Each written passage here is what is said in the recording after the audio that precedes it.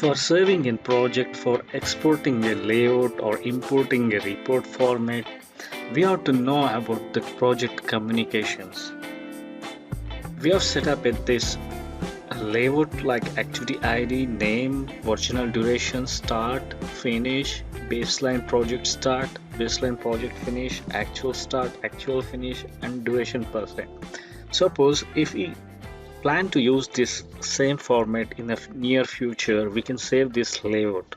To save this layout, we can go to the layout options, go to the click layout, select save as, project tracking format, save. Now this layout has been saved as project tracking format. You can open this layout and export this layout also for communicating with a client who wish to see the same format. Go to open layout, click export. You can export to a desktop. The layout file will be Primavera layout file plf.plf. Click export.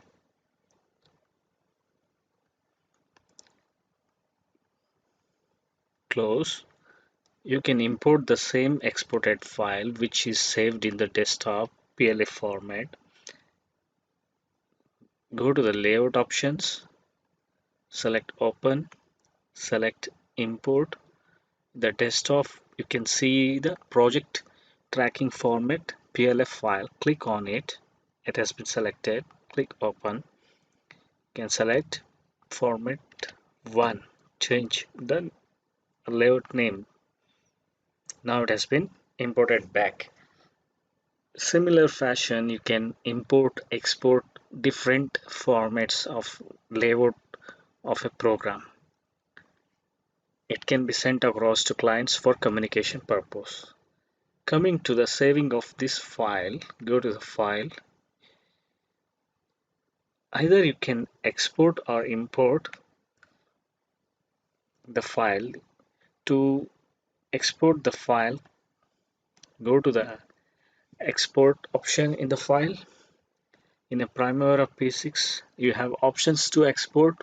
Export in the sense you can save these files in a specified folder and as per the required versions. For Primavera P6 XR file, if the file is up to 16.2 version, you can start exporting the file from 5 version to 16.2. For example, some of your client might be using a 8.2 version or 15.1 version.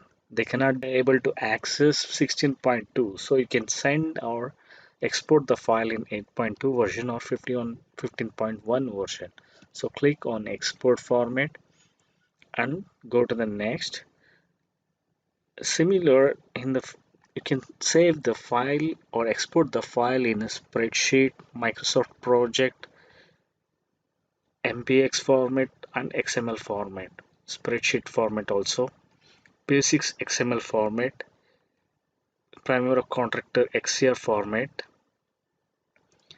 Now let us export 15.1 version of XCR Primavera PM. Go to the next. Type of data to export, select complete project. Project ID, project name, let it be the select. Select the name. Can be civil project, the name. Export it to be in the desktop. Click the save format. So now it's ready to export. The export is successful. Close it and go to the desktop and check the file that has been exported. You can see the civil project Primavera P6 file here. You can re-import the same file by clicking import, next, project, select options, go to the desktop civil project, select, next, click next, update existing project, import actions. You have to note these import actions. You can create a new project. You don't need to update existing project because you don't have any changes in the existing project. Create new project, import to, you can select the WBS. I'll select Civil PM project monitoring. Double click on it, or either you click on the select options selected, then next. The configuration is default configuration. Next, finish. The file has been imported. Close. You can check out that it was a baseline and the imported is here, and you can rename it here also, like PM project monitoring file.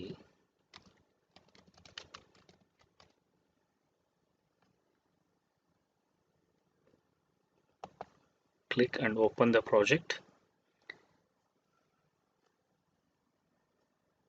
So we have learned about exporting and importing a layout file and P6 file, and the same thing can be applied for the reports. Go to the reports, go to the tools, select on the reports.